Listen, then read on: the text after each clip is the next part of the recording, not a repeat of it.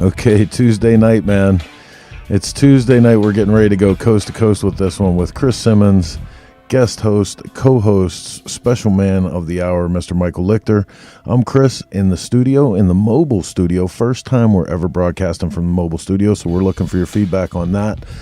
All the stuff we were doing earlier, I want to apologize. We were doing some testing today, so if you guys were confused that we were broadcasting earlier, it was actually just some testing. Please disregard that. The show is going live in 8 minutes and one half. 8 minutes, one half. We're going live with Coast to Coast. Stick around. Make sure you throw up where you're watching from. We like to give you guys shouts out from around the country, around the world. Coast to Coast going live in 8. We'll be right back.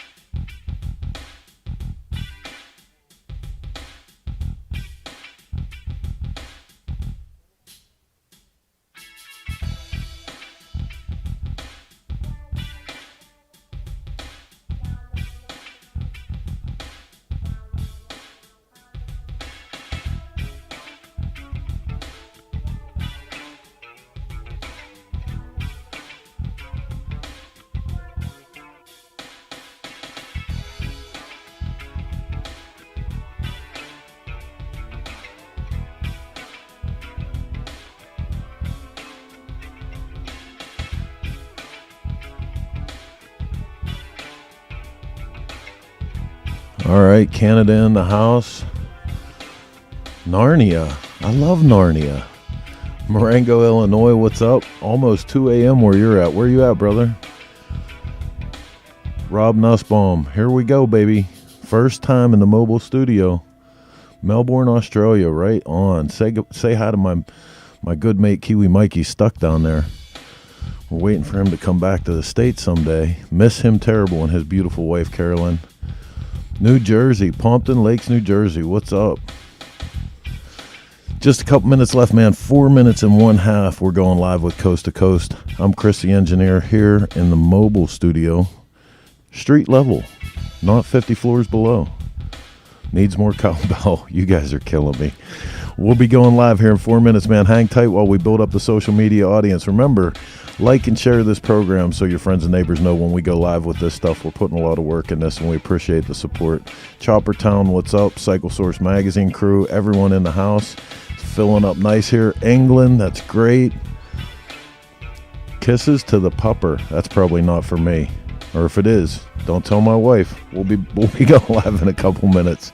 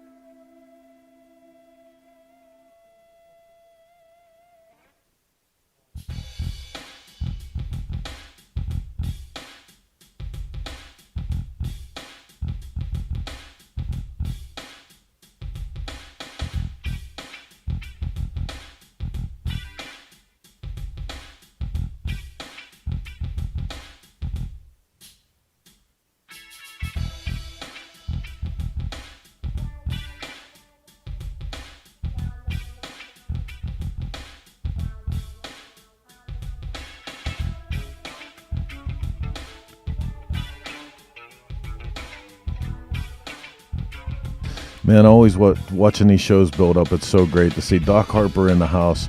California is here. Swansea, Massachusetts. Perry, Georgia. Huntington Beach. So good. Eric Maloney, what's up, buddy? So good to see you guys here with us on Tuesday night. Getting the week trucking, man. What a great way to start it out with Cris Simmons and Michael Lichter. 2 minutes left. 2 minutes on the clock, and we're going live. Couple more people we're waiting on. Mike Draco, Cincinnati, represent. What's up? Cycle Source Mobile One. That's right, Rob Nussbaum. We're in the Mobile Command Center. I can't even believe it. A month ago, this thing didn't exist, and here we are. 2 minutes left. 2 minutes.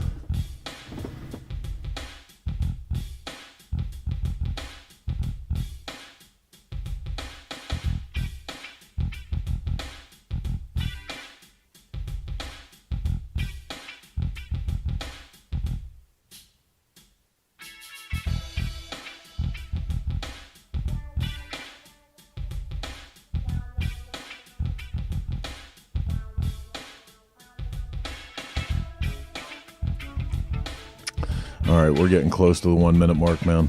I'm gonna let you guys go a little bit early. Yeah. We started a little bit late, so no harm in that. Looks like we're ready. We're gonna get this thing out of the stable and bring it up onto the trail. It's time to go live with Coast to Coast. Here we go.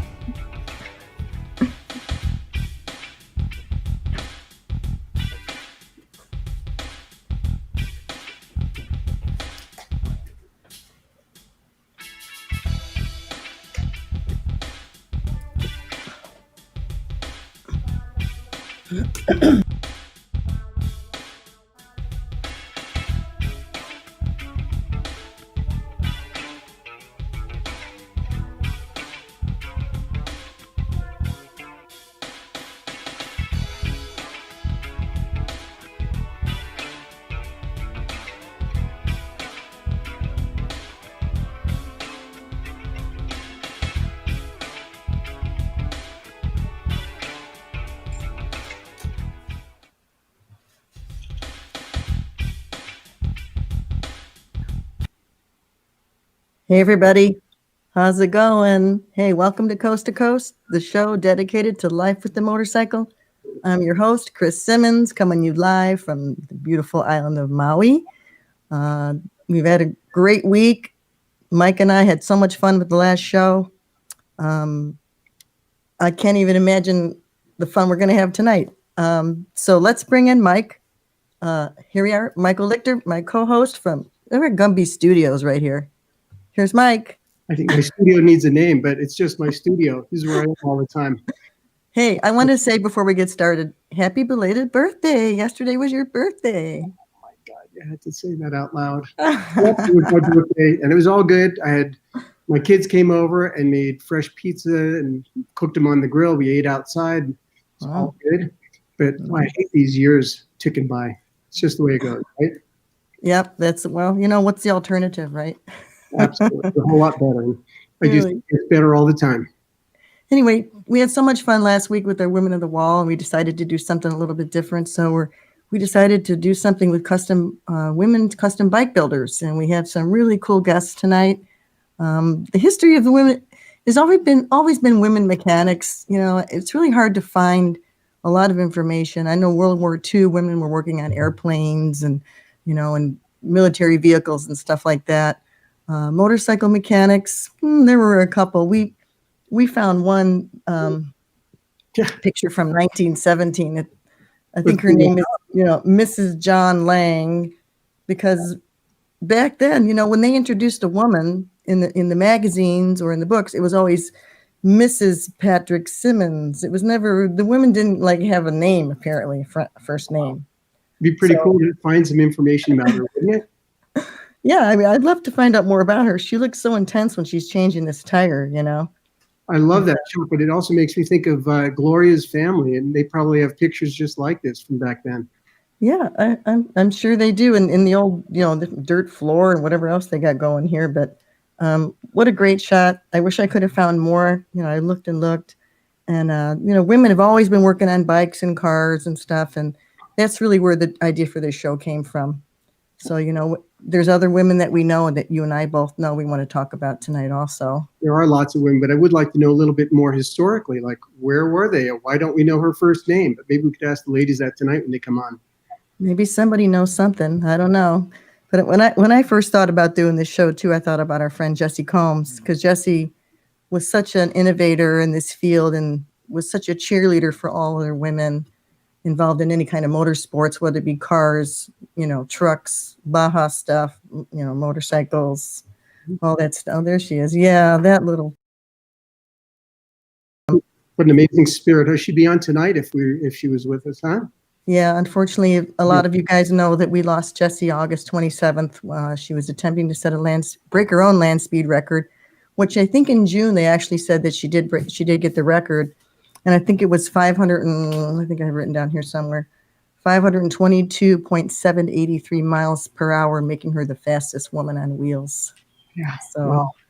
Well, she got the award posthumously, but we all sure wish she was around. Boy, social media blew up after that happened, didn't it? She was loved by so many people, and her spirit will be certainly missed wherever we go to these events.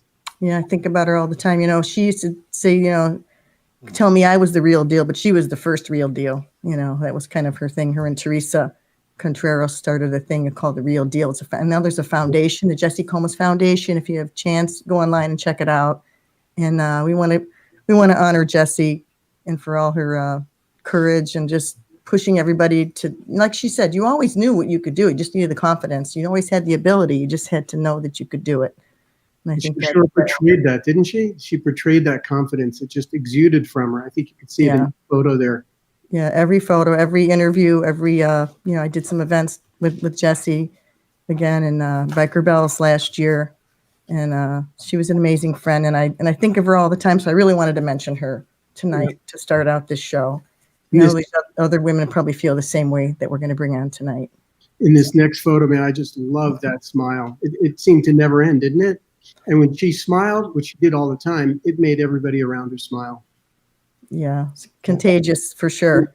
That was at Trog. She was helping out almost like a master of ceremonies at times. She was racing, but then she'd get out there and do the flag as well. 2015. Wasn't she the first woman to drive a car on the Trog, the Race of the Gentleman? For those of you who don't know, I think she was one of the first women to ride a vehicle. It was an old car or something. From the teens. Actually, Trog has a decent representation of women in the cars, not as many on the bikes, but in the cars they do have a pretty decent representation. Right. This next photo coming up here, this was taken on August 8th, so really just before she died last year. It was in a studio I had in Sturgis, and boy, it's her saying goodbye, isn't it? Yeah, we had a pretty good discussion in Sturgis about. I was getting ready to do the chase, and she was getting ready to do this thing with the jet car, and she was pretty nervous about it. But you got to do what you got to do, and I honor her for it, and I'll miss her forever. But her spirit lives on in all of us and all these other women, these younger women that she inspired. And I think her birthday would be next week. She would have been 40, I think, next week. So anyway, yeah, maybe we should bring on our guest for tonight. Let's do it. Let's bring on Sofi first. I think she's in the waiting room for us. Okay. Hey, Sofi. For those you don't know, Sofi Tsingos, there she is. Tell us a little bit about. We wake you up? No, I wasn't expecting to see so many photos of Jessie. Oh, I'm sorry. It's okay. Yeah, I know you loved her too, and she loved you. I could tell because I saw a lot of photos of you guys together too, and I didn't tell you we were going to do that. We didn't really, it was always going to be there. But anyway, she was such an inspiring person. But I really those pictures were really cute. We'll give Sofi a chance to recoup herself there and bring on a picture of her from 2013 because Sofi's been doing this for a while. And I love the background that she was riding and racing and doing all this stuff. Building, people don't know, a Triton is a combination Norton frame, a featherbed frame with a Triumph engine. And that's a picture of Sofi from 2013. But on that note, we can cut back to Sofi and she could tell us where she did get her start. Yeah, tell us. Go way back. Way back. Oh, man. It's a story that I feel like I've told a million times, so I don't know if it's boring now or not. But my dad used to have an old aircraft maintenance shop, and he had an old BMW, one out of 3 BMWs, and he didn't know how rare it was. That's a long, funny story. But when I was sewing diapers, he would take a piece of tape and like wrap it around me and literally duct tape me to the tank of his Beamer. And then we would ride up and down the runway. So that's where it started. That's how it starts, Yeah. That's awesome. I think you would go to prison now if you tried that stunt with a child. Really, child endangerment on the runway. Maybe tell us a little bit about the racing. That's such a cool background. In this next photo, I just think it is so cool to see you in this next photo because your lean angle coming around this bend on that bike is, man, I wish I could do that. That's incredible. Can you tell us a little bit about your racing background and how that got started? Oh man, I'm about to burst your bubble. So I love track days. I love going to the track and I'm not competitive at all. If I'm racing and there was somebody with me and they beat me, I'm like, congratulations. And like, there's nothing in my body that cares that somebody else beat me. It's more of just me competing with myself and just teaching myself different techniques, and it just got way too expensive. So I've done a ton of track days. I've done one race, and I started off very last. There's 40 racers, and I was the back of the line. I was freaking out. I was about to throw open my helmet, and I was looking for my dad.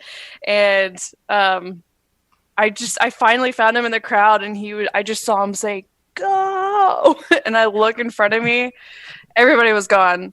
So, of course, I was last. Everybody's blast past me, and I just start going, and then I just get this tunnel vision, and I finished the race. I didn't fall. I was very happy. The track was very new to me. I only had the hot lap to memorize it in a picture of it. We're loading up the bike, and somebody says, "Where were you?" And I was like, "What are you talking about?" They're like, we just announced the podium. You got 3rd place. So I was like, "Shut up. Are you serious?" So my one and only race, I got 3rd place. I podiumed. That's awesome. Yeah, that's a great story. I couldn't afford it. When was your last track day? It's been quite a few years since my last track day, just because, like I said, it's expensive, and weekend and tires are like $600 depending on what you get. Wow.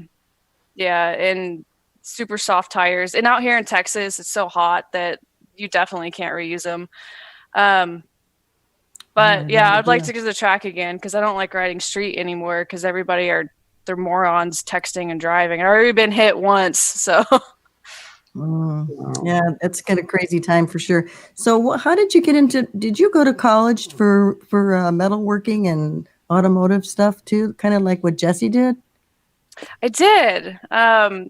So in high school, 2004 to 2006, I don't know, whatever those numbers are, I did auto paint and body first. So that's actually what got me into everything. And then 2009, I went to Wyotech in Daytona, Florida, and became certified mechanic in European motorcycles, the Ducati, Triumph, BMW. I was actually the first woman to get on their top 3% and the first woman to be a graduation speaker and the first woman to get the National Technical Society Award. Wow, I didn't know that. Awesome. Yeah. It does nothing for me now. No one gives a shit about those. Hey, I do. You didn't talk about that on your website. That's awesome. I'm so proud of you. Because it's about me. I don't know. I'd rather talk about my dad or something. Oh, for sure. Your dad's a pretty cool guy. I was looking at the pictures of your dad. So tell us about your dad. Oh, man. I don't think we have enough time. He's just amazing. He literally knows anything and everything. He left college. He dropped out of high school 2 weeks before he graduated, and recently he just did an IQ test, and he's actually technically a genius, apparently. So I guess all geniuses drop out of high school. I think we have a picture of him in here somewhere. Yeah. Yeah, this next shot. I'm sorry. Yeah. He's a little with the CB450. Yeah. He's actually from Greece. He immigrated to the U.S. from Greece. He has a New York mentality because that's where he was raised. Lived in Boston for a little bit, and then I popped out in Texas, and he never left Texas, unfortunately. So yeah, he's in aviation. He can literally anything he sets his mind to, he can do. He's even a oil painting. He can do oil paints and realism type artwork, and it blows my mind what that man is capable of. Wow, amazing talent. You're so close and have worked together. I guess in that Cervicar shot, does that come up? I've kind of lost my big pictures. I don't know what. Yeah, that's the next shot. I think that's the restoration that you guys did of his 48 Cervicar. So that was a friend of ours. It's a 1948 Cervicar, and our friend was Delmo Johnson, and he couldn't walk anymore, so we actually did a push start on that, and so he can ride around the airport. Shortly after we finished it, he ended up passing away, sadly. But that Delmo is an incredible human being. He used to race Corvettes. He had the 63 split window Corvette, and he was friends with Carroll Shelby, and they used to shoot the shit all the time. And they met my dad through the aviation world. My dad used to work on Carroll Shelby's and Delmo Johnson's airplane, and the stories that my dad tells me about them, like giving each other shit, is just it's amazing. Incredible. So then on to some custom bikes. I guess this next shot, it's a little bit in the background. We can't see too much, but with a custom BMW bobber, photo by Brandon Mahoy, who's a great photographer down in Texas. And then on to the next one, back to Kawasaki. I love that you seem to work on all brands. You seem to be brand blind, if you want to call it that. Yeah, I like that. Doesn't matter, you just love working on bikes. Hey, two wheels is two wheels. Or actually, wheels and an engine is wheels and an engine, because I like cars too. Don't forget there's moto unicycles, motorcycles with one wheel as well. I haven't done that yet. I think Jay and I might be coming up with something one day. Cool. So, what I like about you, Sophie, when I was reading some of your quotes, you said, "I'm good at learning. I don't know how to put on makeup. I feel good when I can build something." I love that. Yeah. Awesome. Let's roll through some more photos here. I know that you're working in your dad's shop, and mostly, I guess, with the bikes, that's always in the garage at the house. Is that correct? Yeah, that's my favorite photo. Measure once, cut twice. There you go. Yeah. Cool. And yeah, that's our little 2-car garage in the suburbs of Texas. well, that's great. You know, in the shops I visit in Japan, I always spend a week a year visiting shops. They're maybe that big at the biggest, you know, and when it's time for lunch, they just move the bike project out. It's on wheels. They bring table in and sit and eat lunch. So you can get a lot done in a small space. Everything's really small in Japan. Yeah. We're so spoiled in this country with this big things. Oh, totally. Yeah. But it's great that you're doing that, because a lot of people feel they have to have giant shops, and you're proving them otherwise. I mean, I can't afford to be a baller like Jay and like have my own shop. Like she's living my dream. Well, I'm sure we're going to have some good conversation when we get together in a few minutes here. I know. I love that, you know, these next couple of shots, you're grinding on a CV650 in a couple of shots, and then another riding shot back on the BMW. You get some nice photography there. Is Brandon over quite a bit? You know, when he lived here, he did, but he moved to Austin, so he left me.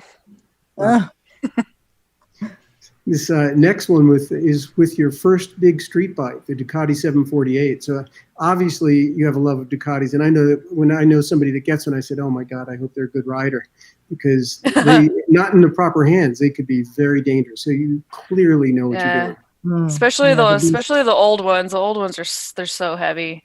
I don't know how I rode that every day, and then did track days on those, because now I can barely like touch my toes, much less think about getting on one of those now. Well, what about in this next shot? You're on a Ducati Scrambler that you got for the gentleman's ride in San Diego. Do you have a Ducati in the garage now? That's nice. So we have a 1953 Ducati Single. That's a really cool story. It's actually, they didn't come out till 1954, but this one was a show bike, and so it's a little bit more rare. And that one we haven't touched it. It still runs. It was a barn find in Italy, and they shipped it over. We picked it up for like $3,000.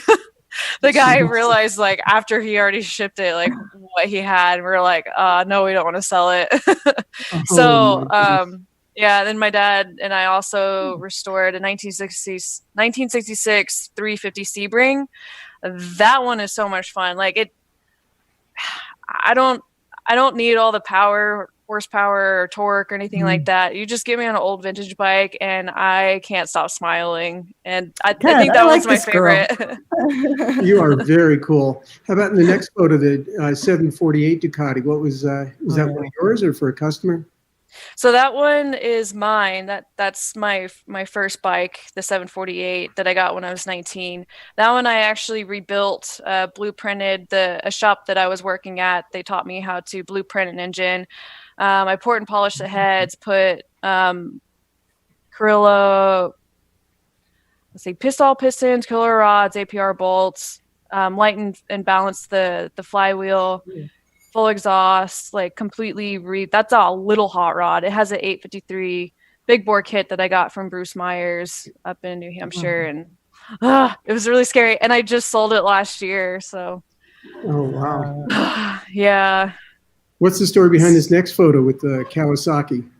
You look really, really happy in this photo. Yeah, it's very cool. Oh yeah, so that's my first female customer build that I did, and her name is Lauren, and that's her first bike, and I felt so bad when she first bought that bike. The person she sold it to her screwed her over, and then she took it to a local dealership that doesn't exist anymore for obvious reasons, that they screwed her over, and they did really shitty work. She put a couple $1,000s in it, and it just broke my heart. So I ended up taking it. She gave me 5 months and a budget, and I didn't let her see it until I was done with it. She just gave me a color palette. I said, "What type of bike?" She said, "Cafe Racer." And I said, "Okay, give me like a handful of colors that you really like." And she had everything from like orange, green, blue, like it was all over the place. So I just That's awesome. took Do you it paint? and Do you then paint too? Do you paint as well? I do.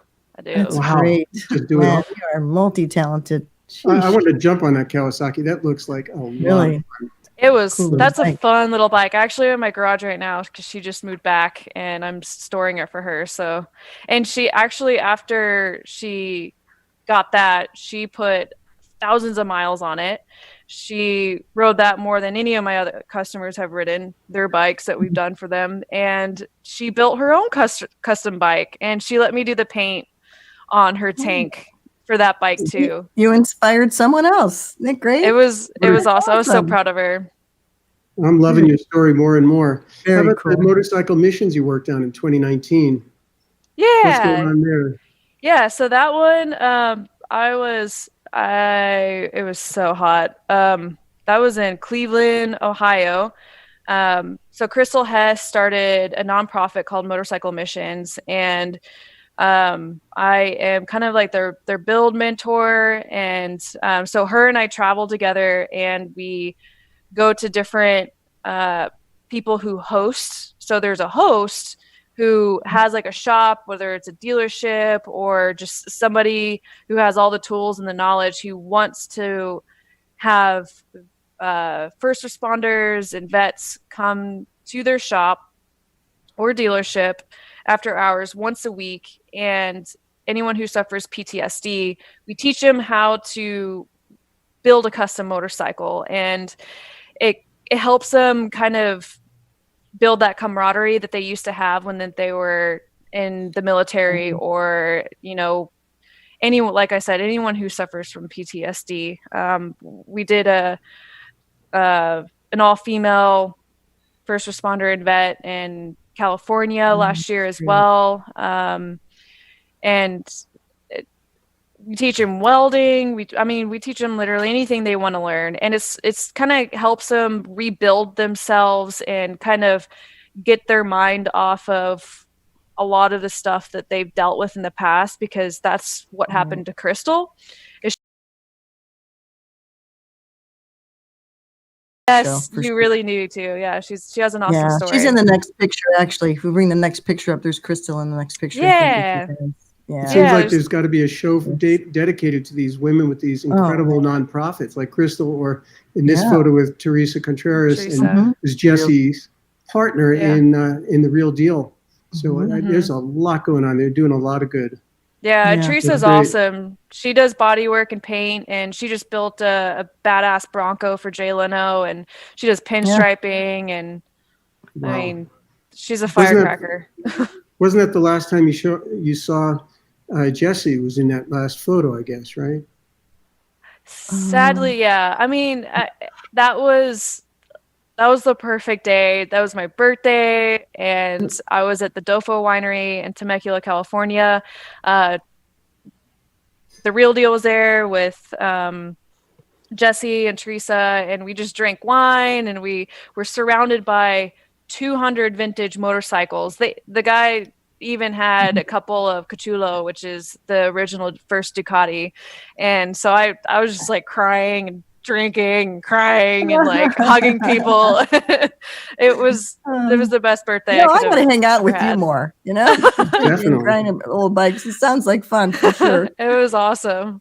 Maybe we need to get on an older bike and into the Cannonball or the Chase. I think let's talk about you would that. be a great spirit on either of those events, the Chase or the Cannonball. I want to see you there, Sophie. What do you think? We're going to work on it. I mean, who's going to give me sponsors and that money?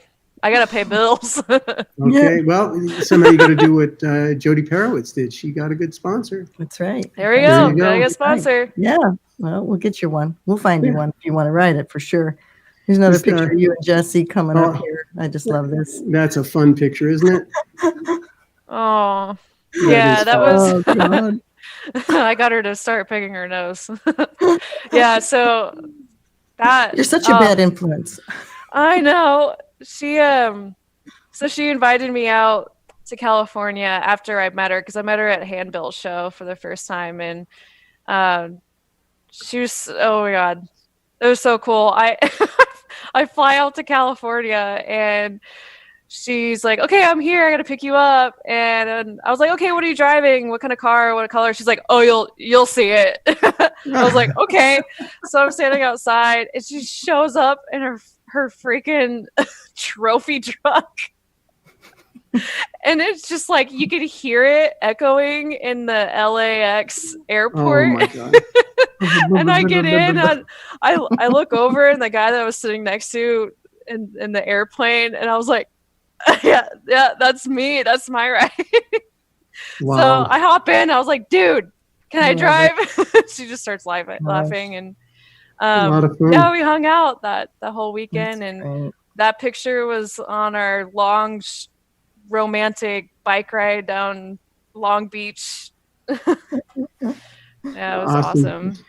I guess in the next photo, it shows some of the other half of your work that you do in a different shop with cars. Is that right? See, yes.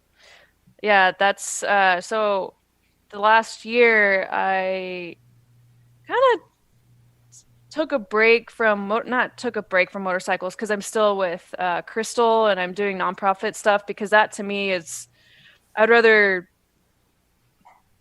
donate my time to teach people how to do stuff as opposed to try to run my own business, because I'm too afraid to take that leap into the next step of doing that. So I'd rather just somebody pay me to work on stuff, and then I can go do motorcycle stuff as a hobby, because that's where my heart's at. I love hot rods. Like, cars and hot rods is my first love, and then shortly after it was motorcycles. So I'm now a fabricator for a hot rod shop that's local called Collin County Customs, and they're in McKinney, Texas. And like right now I'm working on a Metropolitan Nash that has a LS3 engine swap in it and a custom frame. And then they also have an old Cadillac. It's like a $500,000 car that we're working on. And it's just, there's a lot of cool stuff going on in there. Well, whenever you do decide to go out on your own, you've got the skills, certainly. You have the talent and the artistry, that's for sure. I guess that's been acknowledged. If you see this next photo here, I guess you're getting a lot of publicity as well. And here you had two of your bikes in the book, The Ride. So that's pretty cool. And I love that one of them was a CB450, my very first bike. Although I'm sure yours, Isn't that cool? I love those bikes. Those are peppy little suckers. I love them. Oh God, you don't have to really do too much. I know. Tell us a little bit about the Medusa you showed of the hand built. It's the next couple of photos. Oh, I love this show bike. Profiles. Yeah, it's very cool. Yeah, beautiful. This XS 650. That's such a good photo. It's a cool. It's the only. You're gonna have to give me those. That's the first photo I've taken that has anything to do with you, because I've had very little opportunity. Oh, I know. So that's something I'm going to push for, is getting a little more access sometime. Yeah, definitely. Yeah, no, I love that photo. That's awesome. Yeah, so that's XS. It's almost 100% custom that we did for. So my dad and I started building this for ourselves and on the side, but I mean, we're usually building 4 or 5 customer bikes in 1 year, like at a time. It's kind of rotating. We usually have like 4 or 5 going on at the same time. This one was just kind of another one on this separate of that. And this was just kind of to have us display what we've learned, what we're capable of. It's more like an art piece as opposed to something that is good to ride cross country that we do. Anytime we build something custom, we keep in mind, like if you were to take it to a dealership or a shop, if a mechanic is working on it, how would they, use common sense to take it apart? And easy and not overcomplicated, but also be strong and run across country if you wanted to, but I don't think it's going to be that comfortable. At least some padding on that seat, girl. Yeah. You sure would have a muddy back pretty quick as well. I know. Without that rear fender. But it's gorgeous bike. Thank you. That's for it was for the Haas Museum. So Haas ended up reaching out to me and that's awesome. Decided that he wanted us to finish it for him. So I was like, okay, cool. How cool is that? Bobby's amazing, isn't he? Oh, awesome. Oh my God, that dude, I'm obsessed with him. If you took away all of what he's created. He doesn't care to talk about himself. He's just so interested into whoever he's talking to, and he's always asking questions, and he's just so genuine, and that's so hard to find these days. And I was just so impressed with him and Stacy when I got to meet them, and luckily they're in downtown Dallas. They're like 20-30 minutes away from me. Wow. Cool. Currently closed at the moment for obvious reasons, but they're incredible people. Wow. So next photo with Walt Siegel. How well do you know Walt? Oh, that's my old man crush. I love Walt. I hope he's watching tonight. Younger than us, Mike. He's younger than us. He's Oh, an he old man knows. crush. I make him blush all the time.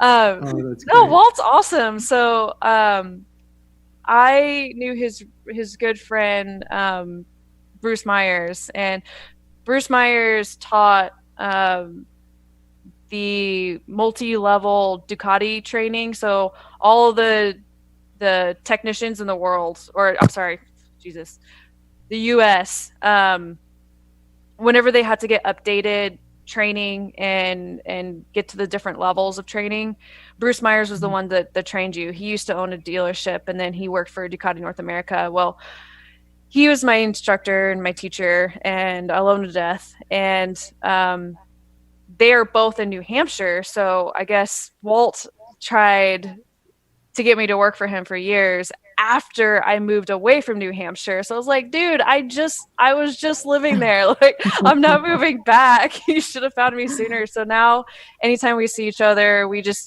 try to go out of our way and make time to hug each other. That's And he always really kisses cool. me You've on the gotten to meet cheek. most amazing people, I have to say, you know. Wow. Oh God, I know. Young life. And I don't know how. Well, I know how. You're talented. Oh my God, girl.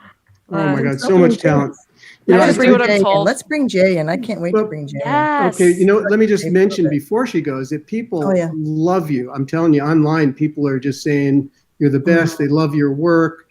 Aw. I'm trying to get some names, but it's In going the to name of slow your me shop? up too much. But I'm telling you, everybody is loving it. And they say Medusa is a great bike and beautiful. And, oh, I love that bike from Greg White. And everybody's loving it. In the name of your You shop, bet she is super cool. That's what everybody's saying too. GT-Moto. There it is. There's the name of your shop right GT-Moto. there. But Yeah. let's switch gears and we'll come back to Sophie. Yeah, Let's we'll bring switch you back. over. Yeah, Let's we bring got Jay. Jay in the waiting room, so let's bring Jay Yeah. on, and we'll bring Oh. Sophie back so we talk to them together in a few minutes. This is awesome. Thanks so much, Sophie. Yeah, Mhm. Jay. Thanks. Thank you. Here comes Jay. I'm so excited. There she is. Oh my There God. she is. Cool. Hey, Hey, Jay. Hey guys, So good that to see was you. so nice to be able to listen to Sophie talk. Like, finally, to hear a little bit more of the story. I'm like smiling in my house listening to the whole thing. Like, this is great. I can't wait to have you on together. That last I know, photo me too. actually was when she met you. That last Yeah. photo was the day she met you at the Barber Museum. She told me. Mhm. That's what But she anyway, said. let's get going with. Let's bring on some pictures and roll through them. We got Jay on the manipulator. This is at BSA with the Yep. hand start, but I'm gonna have to let Jay talk all about that. That's it's an amazing bike, and really, I think put you on the map very, very quick. Well, that's when I met Jay. Is at your show. Maybe she'll the talk show. about that in Yeah. Sturgis in 2017. Was it, Mike? 2017. Yeah, Let's bring on the next shot too. We got 2017. a few really good shots. Could you tell us the name of your photographer? She's wonderful. Yeah. Gretchen Devine, she's my girlfriend. She works at my shop and been my photographer for over 10 years now. So she does a lot of our Awesome. photo work. But I think you took these photos, Mike. I took that first one, That but the next first one one, that's yeah. coming on, I think mostly the photos are from Gretchen. Here's Mhm. with the Indian, and then the next shot we got you with the Vincent Comet. I mean, it's like, how Oh, rare is man. that? What's it like to try to customize a Vincent? Jeez.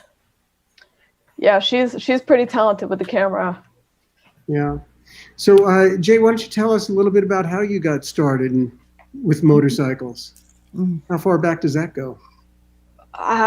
Similar to Sophie, kind of goes back to birth. My whole family has always been metalworkers and tinsmiths and mechanics, and also similar to Sofi. It's funny because hearing her story, I was like, wow, like how have we not had this conversation in person?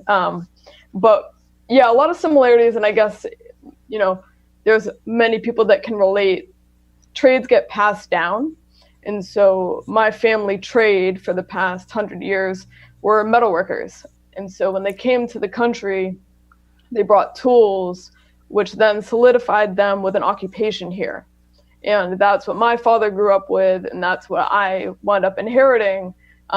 Not necessarily on purpose, it just happened really naturally. I grew up around tools and machines and motorcycles and cars and lawnmowers, and we're a fix-it family. And in our house, my family's house, is called the Madhouse. And it kind of fits the name, and that's how my shop got its name, because it's this crazy house where we fix everything, and motorcycles were a part of it that then boomed into the majority of what we do and who we are.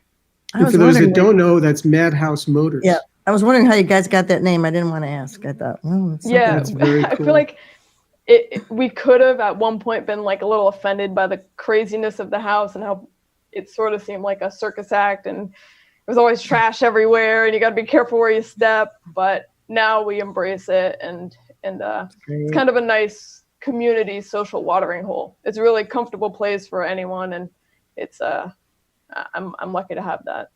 So you started doing a lot of oil changes and tire changes and working on customers' bikes and stuff, and then you started working on some of your own bikes that your dad helped you get or something. You're just kind of fixing up. Sort of. So, at the house, there was always motorcycles around, and as a teenager, I fixed one up, and that was my teenage show-off bike. I was a teenager, wanted to look cool. I'd ride around, park places, have people try and talk to me, and I would direct them back to my family's house for me to work on their bikes.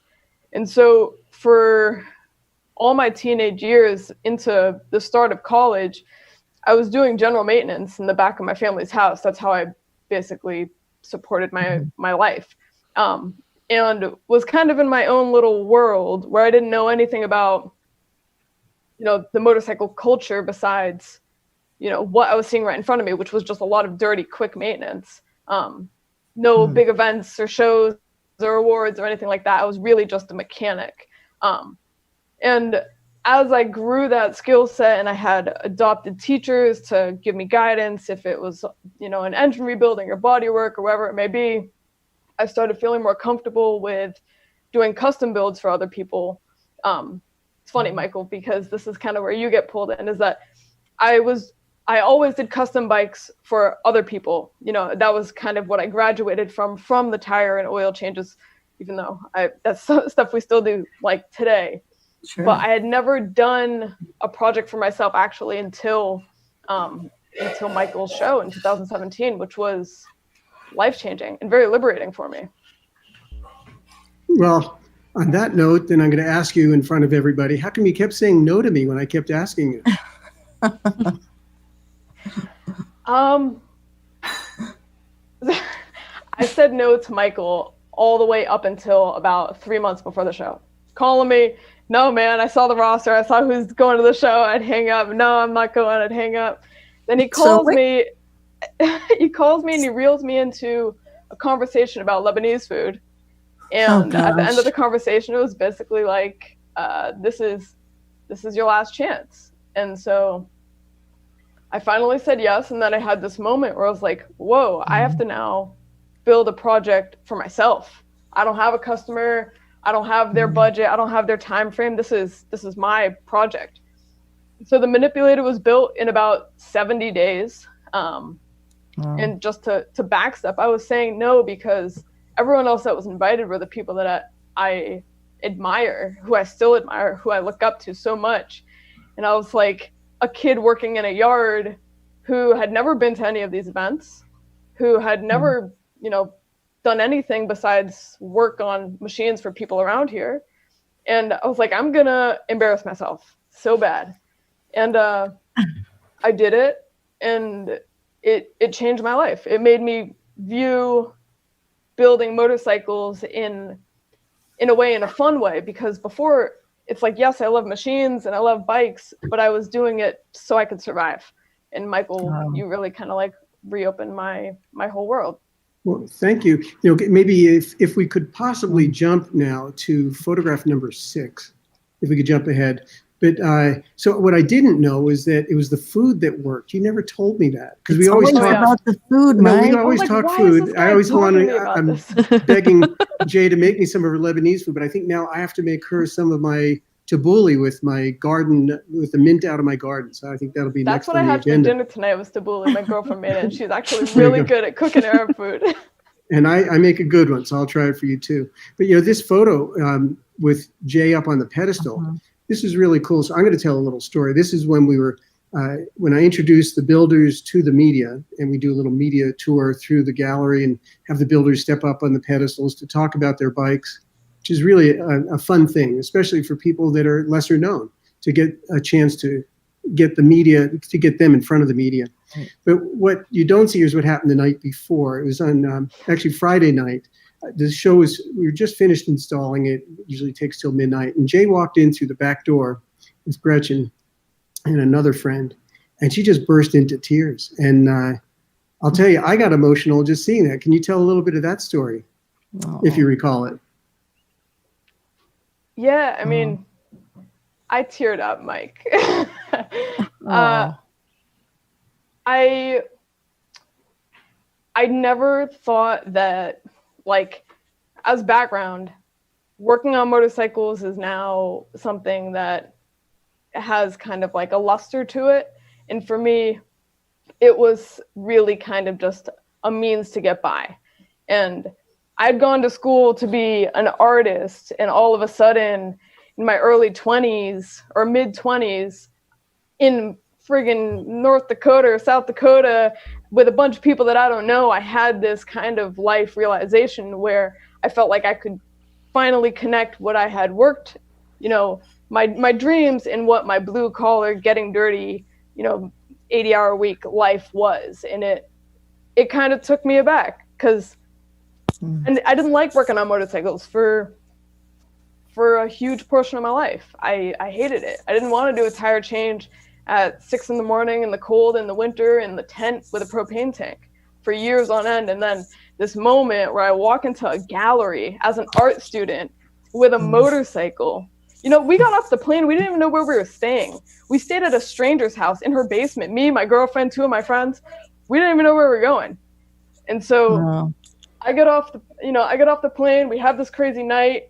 We're bootstrapping it. And then the reward is being in this gallery with designers and builders and alchemists and craftsmen as an art display. And I was like, wow, finally, maybe it all makes sense.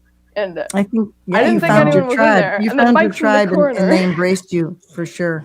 Let's bring a few more photos on of this beautiful bike, because I had the opportunity to photograph it in the studio, which I have in South Dakota as well. So it does kind of hit you like art when you see it like this, doesn't it? But it was emotional for me to see Jay's reaction. I knew that it's pretty cool when you walk in and you have theater lights. There's 85 theater lights from the ceiling hanging and aimed at all these motorcycles. And all of a sudden your bike it's elevated on a pedestal and really stands out. So it was thrilling for me to see that. And I'm thinking now maybe some people may get tired of me being like a pit bull, not stop.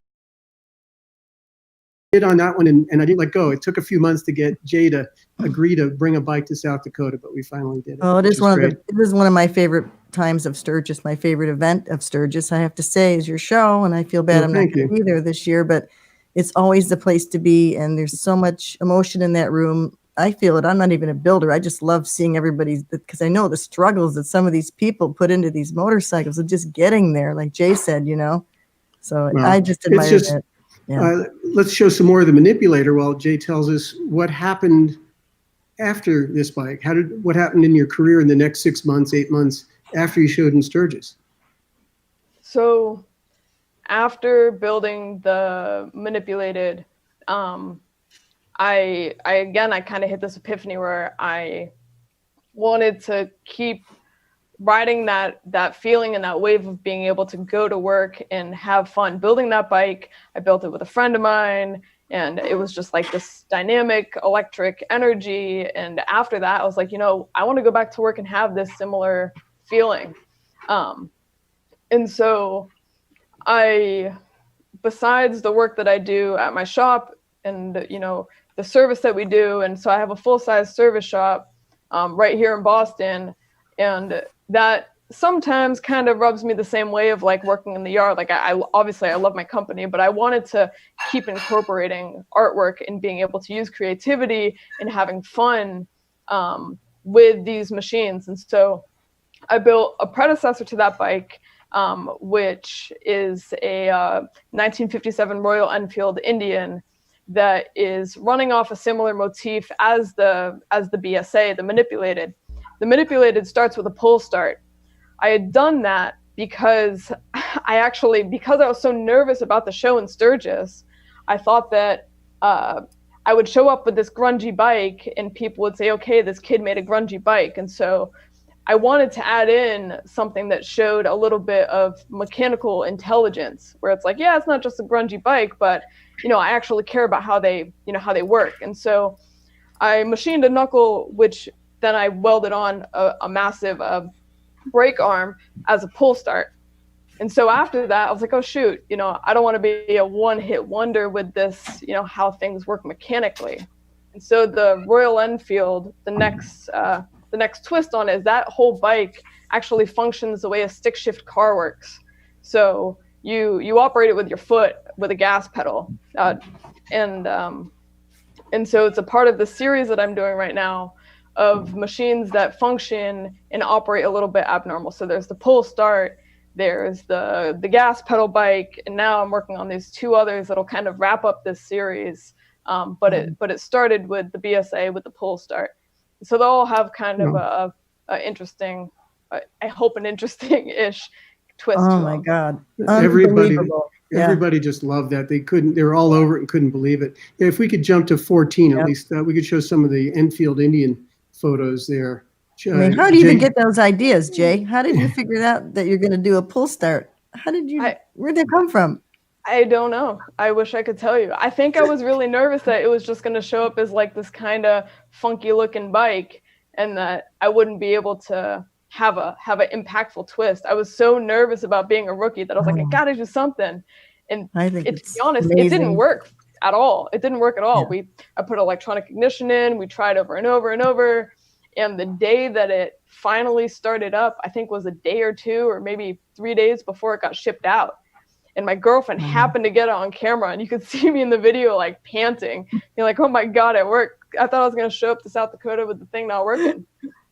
Oh gosh. Can you tell us a little bit about the Enfield Indian that we're showing on screen? There's a few more photos of it.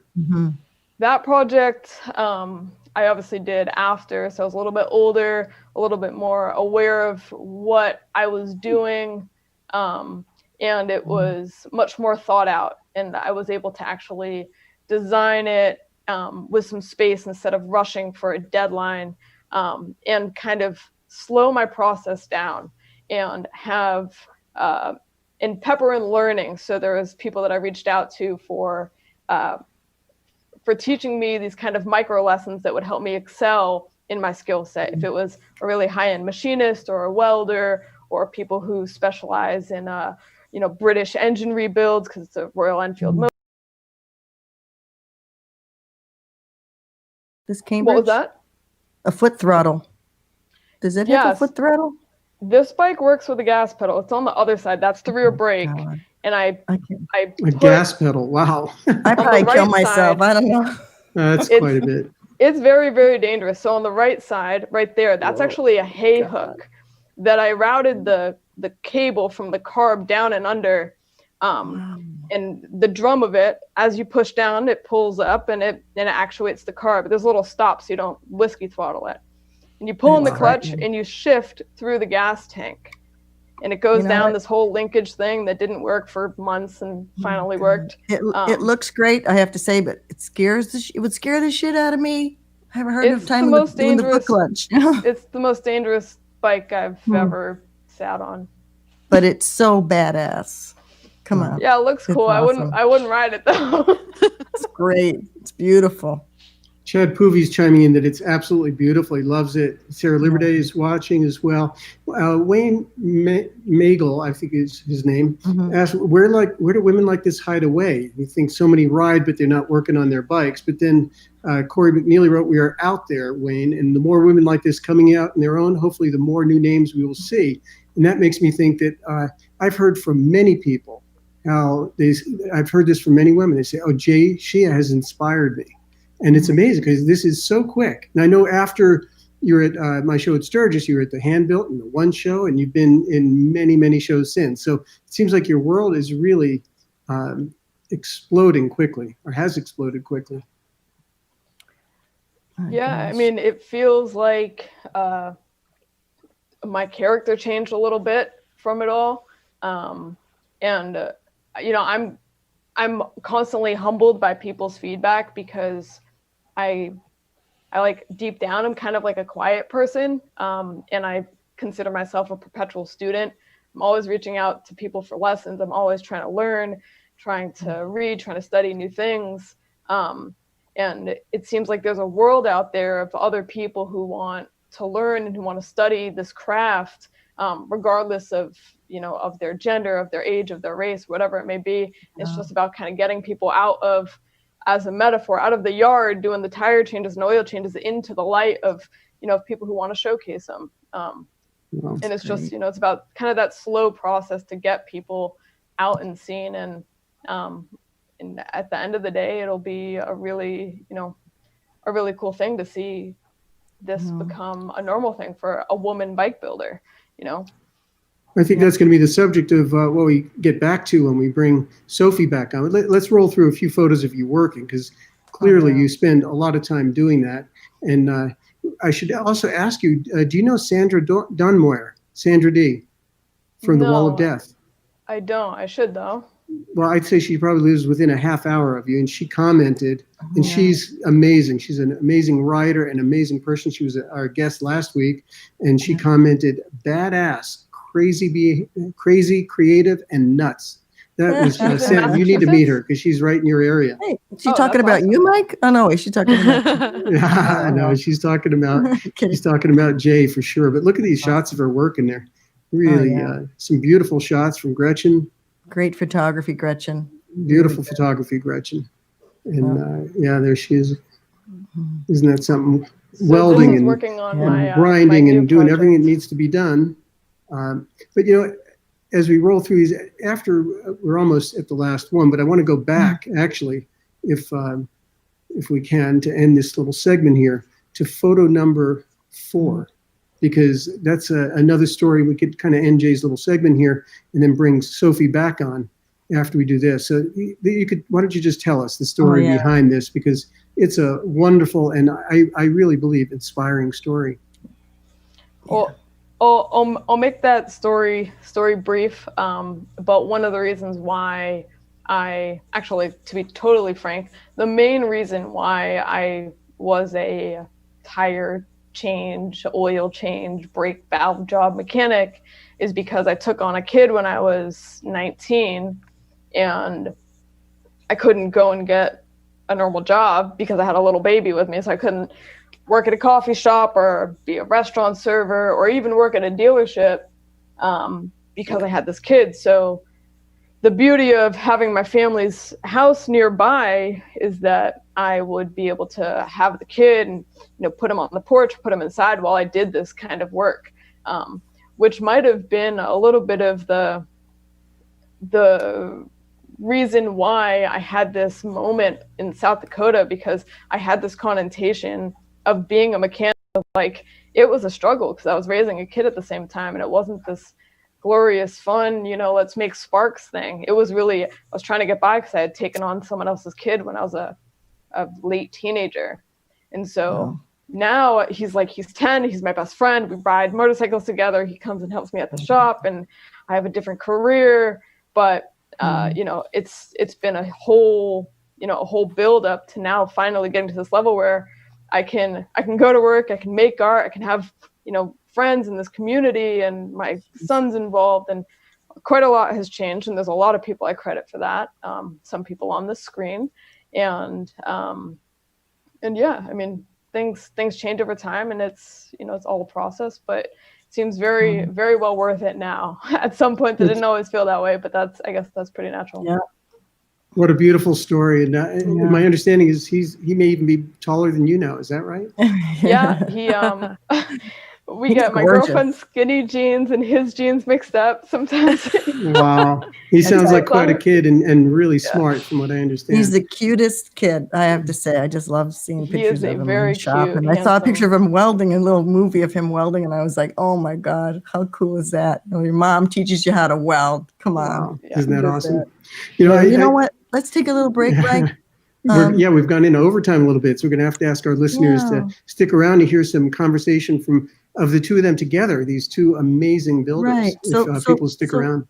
Hit your share and your like button if you send us some love. And we're going to take a little sponsor break here for our sponsors and come right back with the two of these women together. How cool is that? We'll be right back.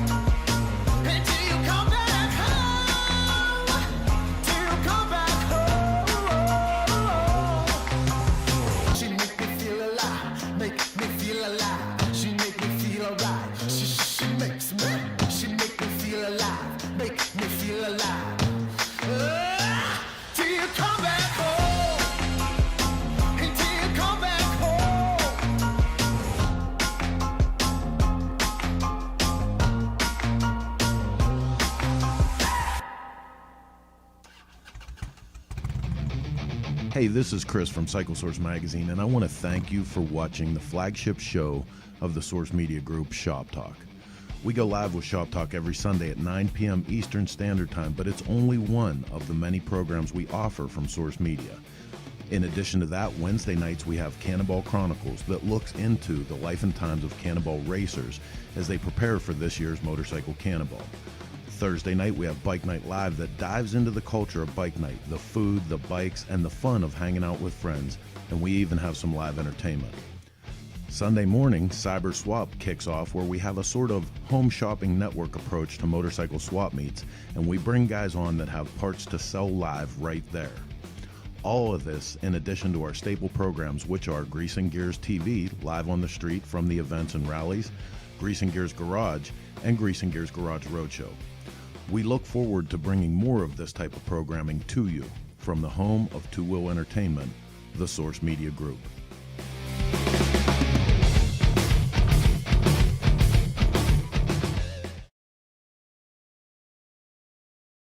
Awesome. I like the music on those commercials. I don't know about you guys. I'm bouncing in my chair. Me too, dancing away. Well, let's bring the girls back and time for a few more minutes of checking it out. I know you guys want to talk to each other, so we have been this whole time. Actually, it's really funny.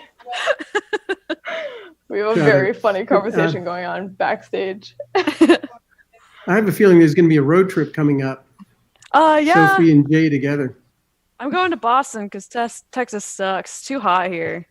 Come up here. Come hang out. Come work at the shop. Okay. So, ladies, why aren't there, and people have asked this online, I see as well, why are there not more women motorcycle customizers? And I think that would be a nice way to kick this off with the two of you talking with each other about that. I think there's kind of a lot of variables that go into that question. I think, for a long time, it wasn't encouraged. So that's why there's more men than there are women now. But there's more women than there's ever been. And a lot of the women, it's not like they have a platform. I've met a lot of women that do custom work, but they don't have a platform. They don't go to shows. They just work just like any other guy that's out there. So I think actually right now there is a lot of people compared to what there used to be. And I think there's more and more just because of like, for example, my female customer, she ended up building her own bike shortly after. My next door neighbor who moved in with her husband, she met my dad and I, and she ended up building her own custom motorcycle. So we're out there. It's just, we're not, I don't know. I could take that a completely different way. I completely agree with Sophie. I also think that there's the combination of history and time that needs to happen, where historically, and I'm sure Cris can understand and can relate because she's paved the way for many people, is that it's just recently, it's just in the past few decades that it was even really acceptable for women to ride motorcycles. And so the more that history pulls in a positive, more inclusive direction for women in general, and then women on motorcycles, therefore it will follow women in the custom motorcycle world. Female mechanics have always been around, but being a mechanic historically as well, and even still now, has not been considered really a glorious job. And so for people to want to seek out being a mechanic is rare in itself. And so therefore it's like all of these factors that make it a smaller percentage of what we're seeing. And so I think that with time, it will see a lot more women mechanics and a lot more women builders and welders and racers. They're out there. Yep. But again, like Sophie's saying, it's about the platform, it's about exposure, it's about who they're speaking to, it's about people elevating them. I think that the guys in the industry are doing a really good job at being supportive and not having it be a divide. There's events like Babes Ride Out and all these things where it's going in the right direction. So I think that there's time. And I think, soon it'll not be a strange thing to see women builders. I think it's right around the corner. It's tough too. I think I might piss off a lot of people by saying this, but it's not an easy job. I mean, there's like, leverage is a girl's best friend, because you can have a guy loosen up a bolt, and I will need a breaker bar twice as long as he does, because I don't care how much I work out or lift weights. I don't have the same strength. I have midget hands. My hands are half the size of the dudes at my work, and they can just bend metal with their bare hands, and I need tools. So it's something that takes a lot of patience. It takes a lot of practice, a lot of years of dedication and figuring out what works best for you, because you can't just use one tool and expect it to work the same way. You got to find what works best for you. And I think that's what it's just a very long process, and it's not as easy as what, the people, the men who've taught me, like, they make it look so fucking easy. Oh, sorry. But it's not. It is very difficult. And I don't know anything else. I can't do anything else. So I had no choice but to try this. And I think it's just that, like, you just got to dedicate yourself just like any other profession. I could not. Corey Mcneilly is another female bike builder that many of you may not be familiar with. She's Justin McNeely's wife, and she's been building for a couple of years now. And she chimed in here saying it's about getting those guys in the industry lifting us up. So followers of the industry see those who don't have a platform.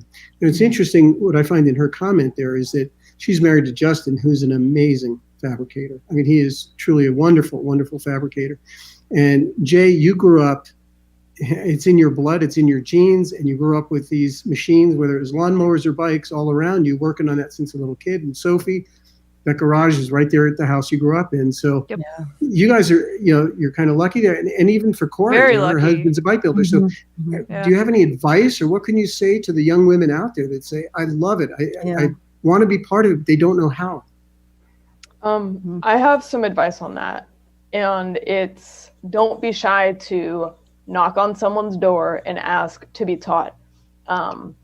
You don't need to have a shop full of tools. You don't need to have a parent or a neighbor or anything like that. All you need is to be willing to learn. Door knock, ask questions, put your pride behind you. No matter, every great mechanic will admit that they're still learning. And so it's like, always want to learn, always want to ask questions, and don't let the lack of tools or situation or setup be a roadblock. Even the internet, like here we are now, we're talking, communicating, and learning about each other, over a computer. And so there's many ways to learn and kind of start dipping your toes into building bikes. I think there's always someone who'll be willing to help you and teach you and help you and mentor you. Any kind of mechanical stuff. I learned basic stuff when I was really young, and I just enjoyed not having to rely on other people. And it's empowering for women. It doesn't matter if you're changing your own oil or you're building a bike. It's starting out with the basics and being able to take care of yourself out on the road. But I do think, as far as you guys building, it's amazing. And to have people, like you said, knock on Jay's door. You're going to get people knocking on your door now. But that's fine. Ask for help. It's great. I'll be knocking on that door. I'm going to drag you from Texas to my shop. You won't have to. I'm gonna book my ticket after this. No, What about Sofi? kind of Does Sofi have any advice there also? Yeah, I was just about to say.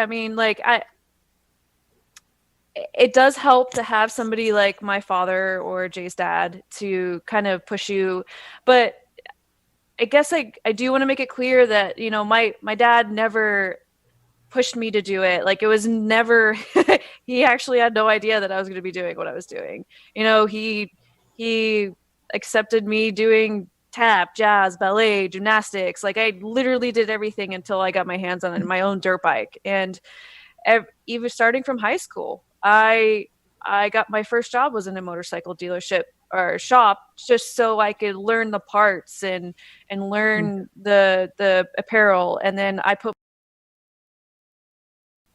put myself through auto paint body. I put myself through metal shaping. I put myself through a welding class. I did a machining. I did any class that I could get my hands on, I do. And even on, like Jay was saying, if there's a new tool out there or if there's something that is messed up that I don't know how to fix, like plastic, for example, I just went on and I ended up watching a whole 2 hours worth of YouTube videos on how to weld plastic. Like, there's a $16 tool for that. So you are always going to be learning something. There's always going to be new stuff. There's always going to be new bikes. There's always going to be new cars. There's going to be new models. There's going to be new tools.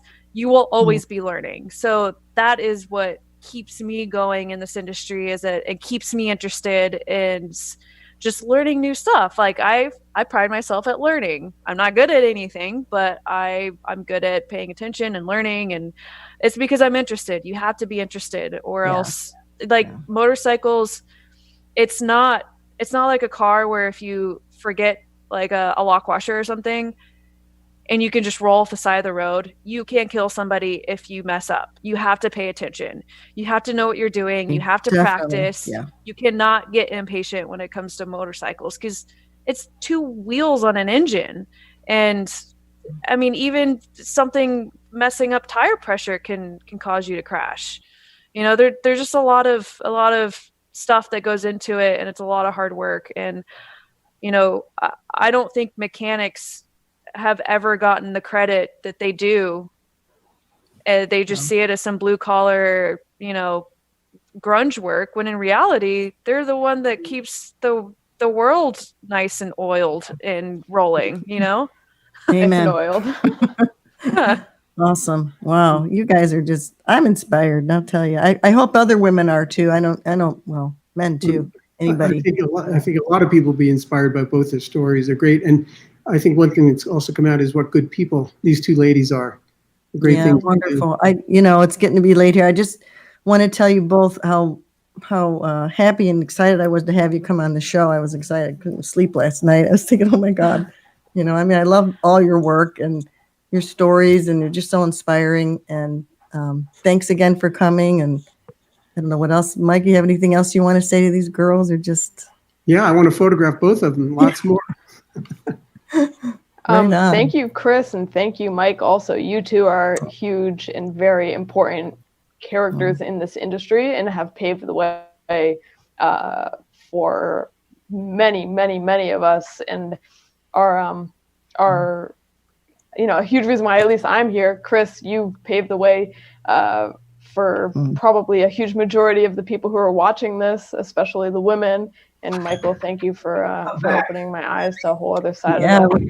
We're going to have to get you guys to come back again. We enjoyed this so much. Great seeing you both. And I wish you could give each other a hug. That's the only thing that's missing. I want to come to Boston to learn how to weld, Jay. Told you. Teach you anytime. Right on. Sophie, it was great meeting you too. Well, you know what, you guys, as my dad says, probably time to saddle up. What do you think, Mike? We should talk about next week a little bit? Yeah, let's do that. And thank you, ladies. And I look forward to seeing you whenever we can. I'm taking more pictures. Thanks so much for being with us. Definitely. Yeah. So, Chris, what do we got for next week? Well, I'm still deciding. I'm not sure yet, but I'm thinking maybe some on the Cannonball. I mean, there's some women riders on the Cannonball. We're a minority, but there's been a few of us over the last 10 years. 10 years of Cannonball coming up this year, so we'll get a couple of women on from the Cannonball, and we do have somebody confirmed, don't we?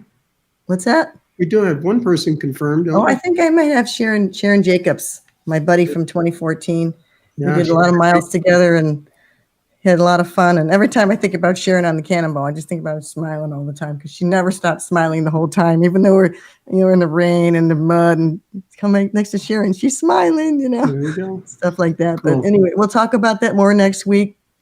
So we're gonna thank you guys at Cycle Source for putting up with us, and catch us next week for another hour of two-wheeled life. Like my dad says, we're gonna saddle up. Have a great week, you guys. Tell your friends.